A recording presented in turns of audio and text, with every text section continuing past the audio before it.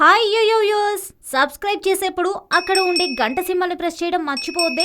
అప్పుడే మీకు any time updates notifications లో వచ్చేస్తాయి. గుర్తుంటుందిగా గంట సింబల్, అదేనండి బెల్.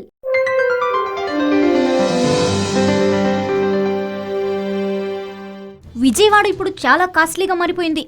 ఈ మాట అంటున్నది ఎవరో తెలుసా? రిజిస్ట్రేషన్ల తగ్గుదలతో ఆదాయం పడిపోయి నిరుత్సాహకంగా ఉన్న కృష్ణా జిల్లా రిజిస్ట్రేషన్ శాఖ అధికారుల మాట ఇది. సాధారణంగా జిల్లాలో భూములు కాస్ట్లీగా ఉన్న సంగతి అందరికీ తెలిసిన విషయమే. కానీ హైదరాబాద్ను మించి కృష్ణా జిల్లాలో ఏ రేంజ్లో ఉందో చూస్తే నోర్లు ఎల్లబెట్టాల్సిందే.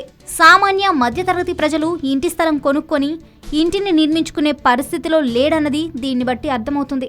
రిజిస్ట్రేషన్ల శాఖ అధికారి ఒకరు చెప్పిన విషయాలు ఎన్నో కోణాలను ఆవిష్కరిస్తుంది.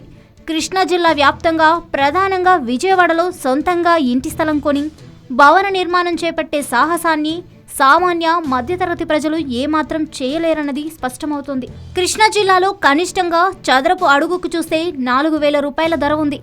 గరిష్టంగా 80,000 రూపాయలు ఉంది. ఈ విలువలు కేవలం రిజిస్ట్రేషన్ ధరలు మాత్రమే. ఇక మార్కెట్ ధరల విషయానికి వస్తే ఇంతకు ఎన్ని రెట్లు ఉంటుందో అందరికీ తెలిసిందే.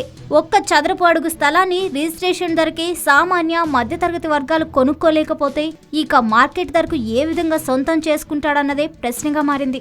తెలంగాణ రాష్ట్ర రాజధాని హైదరాబాద్లో అమరావతి కంటే తక్కువగా భూముల ధరలు ఉన్నాయని, సైబర్ సిటీలు కాస్మోపాలిటన్ కల్చర్ మెట్రో నగరంగా విస్తరించటం, ప్రస్తుతం విజయవాడ కంటే మౌలిక సదుపాయాల పరంగా ఎన్నో రెట్లు ముందున్న హైదరాబాద్లో రిజిస్ట్రేషన్ కనిష్ట ధర ఎంతో తెలుసా? 1,500 రూపాయలు మాత్రమే.